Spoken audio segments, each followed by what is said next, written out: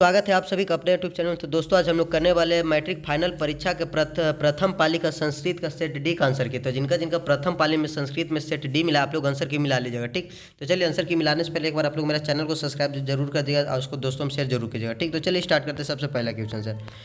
देखिए सबसे पहला क्वेश्चन क्या चीज बोल रहा है कि बृहद संहिता के रचनाकार कौन थे। तो देखिए इसका आंसर हो जाएगा बदररायन हो जाएगा। ठीक, यानी बदररायन। ठीक, तो पहला का आंसर सी। दूसरा का बोला वेद रूपी शास्त्र कैसा होता है। तो वेद रूपी शास्त्र जो आपका होता है कृतक होता है। ठीक, तो दूसरा का भी हो जाएगा सी। तो देखिए पहला का आपका हो जाएगा सी, दूसरा का भी हो जाएगा सी। तीसरा में देखिए काची बोला कि गौतम ने किस दर्शन की रचना किया थे। तो न्याय दर्शन के किया था। ठीक, तो तीसरा का सी। चौथा में देखिए काची बोला कि प्राचीन संस्कृति की पहचान किससे होती है। तो देखिए इसका संस्कार से होते हैं। ठीक, तो चौथा को हो जाएगा बी। पांचवा में देखिए बोला कि साहित्य ग्रंथों के में के शांत संस्कार का नामांतरण क्या है। तो इसको गोदान कहते हैं। ठीक, तो पांचवा का बी। छठा में देखिए बोला कि स्वामी दयानंद का परिवार किसका उपासक था। तो शिव जी का था। ठीक, तो छठा का सी। सातवां में देखिए बोला कि स्वामी दयानंद का निधन कब हुआ था। तो 1883 में हुआ था। ठीक, तो सातवां का सी। आठवां में बोला कि देखिए कौन प्रसाद खा रहा था। तो चूहा खा रहा था। ठीक, तो प्रसाद को खा रहा था तो चूहा खा रहा था। तो आठवां को हो जाएगा ए। नौवां बोला समाज और शिक्षा को उदारक कौन थे। तो ये दयानंद थे। ठीक, तो नौवां को हो जाएगा सी। दसवां बोला कि बैरस समनम असंभवम यह किसकी उक्ति है। तो यह उक्ति दयानंद की है। ठीक, तो 10 के सी। 11 बोला कि सत्य से किसका मार्ग प्रस्त होता है। तो देवलोक का होता है। ठीक, तो 11 का डी। 12 बोला हिरमेन पात्र दृष्टि मंत्र किस उपनिषद से संकलित है। तो कठोपनिषद से संकलित है। ठीक, तो 12 का बी।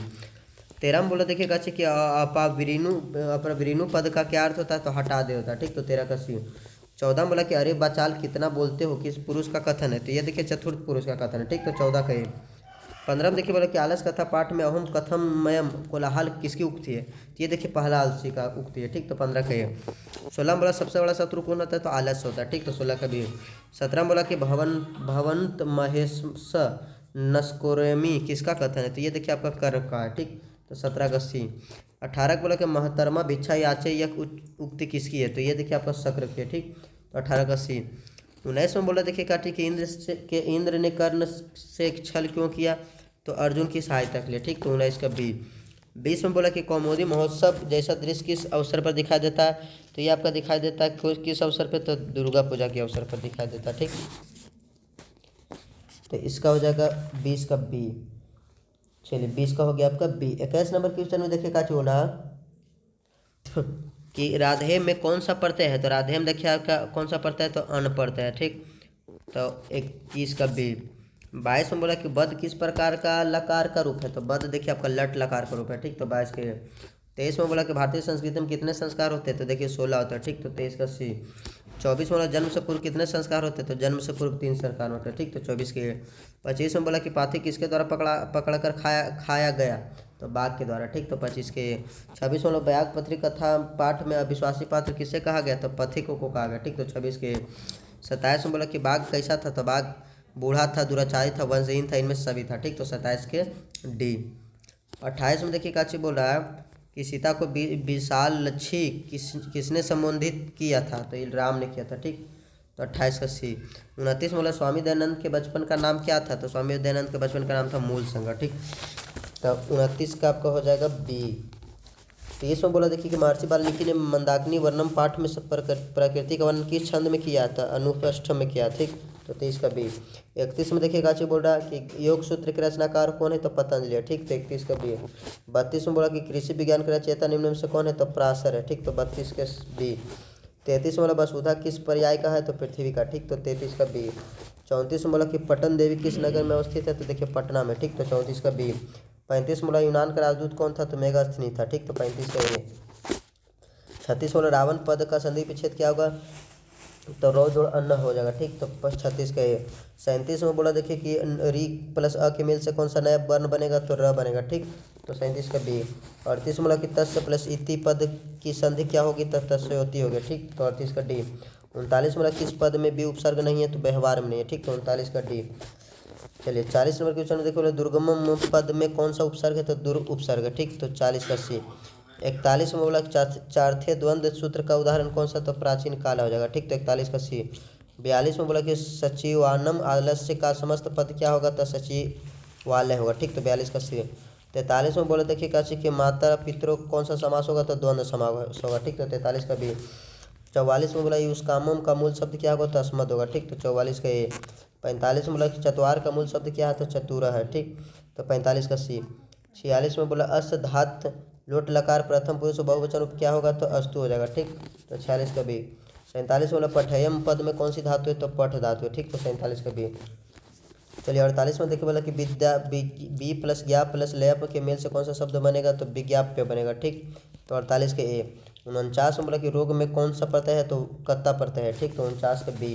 50 में बोला देखिए काची आपका कि क्री प्लस कत्वत्व के योग से कौन सा पद बनेगा तो कृतवती बनेगा, ठीक। तो 50 के ए। 51 में बोला कि पंडिता क्षमा राव ने किस पुस्तक की रचना किया तो ग्राम ज्योति का किया था, ठीक। तो 51 का बी। 52 बोला याज्ञवल्क्य ने आत्म तत्व की शिक्षा किसे दिया था तो मैत्रेयी को दिया था, ठीक। तो 52 के। 53 में बोला देखिए अ प्लस ई के मेल से कौन सा नया वर्ण बनेगा तो अ प्लस ई के मेल से आपका ए बनेगा, ठीक। तो 53 के सी। 54 में बोला पूर्व रूप संधि का उदाहरण कौन सा तो एक का एक है हुआ, ठीक। तो 54 के। 55 बोला कि खगेश का संधि विच्छेद क्या होगा तो खग प्लस ऐसा होगा, ठीक। तो 55 का ये हो जाएगा। 56 में बोला कि देखिएगा कि व्याकरण में कौन सा उपसर्ग है तो बया उपसर्ग है, ठीक। तो 56 का बी। 57 बोला कि पिता किस विभक्ति का रूप है तो तृतीय विभक्ति का, ठीक। तो 57 का ए।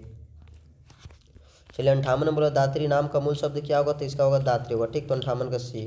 59 बोला युग्मत शब्द का रूप प्रथमा विभक्ति एक वचन में क्या होगा तो तवम होगा, ठीक। तो 59 का ए। 60 में बोला देखिए कि लिख धातु का रूप लिट लकार में क्या होगा तो लेख सियति हो जाएगा, ठीक। तो 60 का बी। 61 में बोला कौन सी भूमि पवित्र और ममतामयी है तो भारत भूमि होगा, ठीक। तो 61 का बी। 62 में बोला देखिए काचिक अयम निर्मला वहंतो बसंती श्लोकांश किस पाठ में उद्धत है तो नीति श्लोकाम, ठीक। तो आपका हो जाएगा 62 का बी। 63 में बोला कि देवगन क्या गाते हैं तो गीत गाते हैं, ठीक। तो 63 का बी। 64 में देखिए आपका क्या बोला कि विदुर नीतिक रचनाकार कौन है तो विदुर है, ठीक। तो 64 का सी। 65 में बोला कि काम क्रोध और लोभ किसके द्वारा है तो नरक के द्वारा है, ठीक। तो 65 का सी। 66 में बोला कि सुखवाहा क्या है तो सुखवाह धर्म है, ठीक। तो 66 का ए। 67 में बोला कि शिक्षक दलित बालक को कहाँ ले गए थे तो विद्यालय ले गए थे, ठीक। तो 67 का सी। 68 में बोला देखिए काची कि राम प्रवेश राम ने किस परीक्षा में विश्वविद्यालय में प्रथम स्थान प्राप्त किया था तो स्नातक में किया था, ठीक। तो 68 का बी। 69 में बोला कि दलित बालक का नाम क्या था तो राम प्रवेश राम था, ठीक। तो 69 का सी। 70 में बोला देखिए काची कि मैत्रेयी कौन थी तो मैत्रेयी याज्ञवल्क्य की पत्नी थे, ठीक। तो 70 का आपका हो जाएगा सी। 71 में देखिए बोला कि आदाय में अव्यय में कौन सा उपसर्ग है तो आण उपसर्ग है, ठीक। तो 71 का बी। 72 में बोला कि बही के योग से किस विभक्ति का प्रयोग होता है तो तृतीय विभक्ति का होता है, ठीक। तो 72 का सी। 73 बोला संप्रदान कारक में किस विभक्ति का प्रयोग किया जाता है तो चतुर्थी विभक्ति का प्रयोग किया जाता है, ठीक। तो 73 का सी। 74 में देखिए काची बोला कि भवता शब्द का सप्तमी विभक्ति बहुवचन का रूप कौन सा है तो भवता हो जाएगा, ठीक। तो 74 का डी। 75 वाला किस समाज का पहला पद अव्यय होता है तो अव्यय भाव का, ठीक। तो 75 का बी। 76 में बोला कि विग्रह करने में च का प्रयोग किस समास में होता है तो तत्पुरुष में होता है, ठीक। तो 76 का डी। 77 में बोला विशेषण विशेष बहुलम सूत्र का उदाहरण क्या होगा तो नीलोत्पलम हो जाएगा, ठीक। तो 77 का ए। 78 में बोला देखिए मुनि शब्द पश्चिमी विभक्ति के एक वचन में क्या होगा तो इसका देखिए कैसे हो जाएगा मुनि शब्द के पश्चिमी विभक्ति के, तो इसका हो जाएगा आपका मुनि है, ठीक। आपका हो जाएगा मुनि है। तो 78 का डी। 79 बोला राजसु में कौन सी विभक्ति होती है तो राजसु में आपका देखिए कौन सा विभक्ति है तो पश्चिमी विभक्ति है, ठीक। राजसु में हो जाएगा आपका सातवीं विभक्ति, ठीक। तो 79 का सी। 80 में बोला देखिए काची कि गंगायाम इस पद का मूल क्या है तो इसका हो जाएगा गंगा हो जाएगा, ठीक। तो 80 का ए। 81 बोला नमती किस लकार का रूप है तो नमती लोट लकार का रूप है, ठीक। तो 81 का ए। 82 बोला कि भू धातु का लोट लकार का मध्यम पुरुष एक वचन का रूप कौन सा होगा तो इसका हो जाएगा भव, ठीक। तो 82 का ए। 83 बोला शांति पद में कौन सा प्रत्यय है तो शांति पद में ती प्रत्यय है, ठीक। तो 83 का ए। 84 बोला कि गम प्लस तुमुन के योग से कौन सा अव्यय बनेगा तो गणनतुम बनेगा, ठीक। तो 84 का सी। 85 बोला कि पठनम पद में कौन सा प्रत्यय है तो कता प्रत्यय है, ठीक। तो 85 का ए। 86 बोला राम मंदाकिनी का शोभा किसे दिखा रहे हैं तो सीता को दिखा रहे हैं, ठीक। तो 86 का बी। 87 बोला काची कि रघुवंश महाकाव्य के रचनाकार कौन है तो कालिदास है, ठीक। तो 87 का सी। 88 में बोला कि विशाल नेत्रों वाली कौन है तो विशाल नेत्रों वाली सीता है, ठीक। तो 88 का सी। 89 बोला हर हंस सारस द्वारा सेवित नदी कौन सी है तो मंदाकिनी है, ठीक। तो 89 का ए। 90 में देखिए काची बोला कि कौन नृत्य कर रहा तो पर्वत कर रहा, ठीक। तो 90 का बी। 91 में बोला कि यह मेरा यह तुम्हारा यह ऐसी भावना कौन रखते हैं तो यह छोटी बुद्धि वाले रखते हैं, ठीक। तो 91 का सी। 92 में बोला हितोपदेश की कहानी किससे संबंधित है तो देवता से, ठीक। तो 92 का सी। 93 में बोला कि कौन कीचड़ में फंस गया तो पाथिक फंस गया, ठीक। तो 93 का बी। 94 में बोला क्या चीज कि भार क्रिया बिना रिक्त स्थान में उचित विकल्प क्या होगा, तो ज्ञानम होगा। ठीक, तो 94 का सी। 95 में बोला क्या कि पवित्रम किस संधि का उदाहरण है, तो गुण संधि का उदाहरण है। ठीक, तो 95 का सी। 96 में बोला कि सतेसा का सही विच्छेद क्या होगा, तो सत्य प्लस ईसा होगा। ठीक, तो 96 का बी। 97 वाला भू प्लस प्रभाव का उदाहरण है, तो हिमालय गड़ा प्रभावित होगा। ठीक, तो 97 का ये। 98 में बोला कि हेतु शब्द के अर्थ में कौन सा विभक्ति होती है, तो सप्तमी होती है। ठीक, तो 98 का डी। 99 बोला कि समासीन व्याकरण अधीते, यह किस सूत्र का उदाहरण है, तो अपवर्गीय तृतीया का। ठीक, तो 99 का बी।